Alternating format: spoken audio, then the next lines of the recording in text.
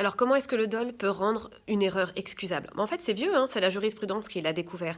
L'idée, c'est que quand vous êtes sur le fondement de l'erreur au sens erreur sur les qualités essentielles, vous savez que la jurisprudence a imposé une erreur excusable. C'est-à-dire que si vous n'avez fait aucune recherche et que vous vous êtes trompé, tant pis pour vous. Si c'était facile hein, de connaître les qualités essentielles de la chose et que vous vous êtes trompé, tant pis pour vous. En revanche, si vous êtes sur le terrain du dol, c'est-à-dire qu'on vous a trompé, on vous a par exemple trompé par des manœuvres, eh bien même si c'est vrai, vous auriez pu rechercher un peu, vous auriez pu faire un minimum de recherche, on va dire tant pis, on vous pardonne. Comme l'autre a été très malhonnête en utilisant des manœuvres ou en dissimulant certaines choses, eh bien on va pardonner votre négligence, si vous voulez, et on vous excusera votre erreur parce que vous avez été trompé.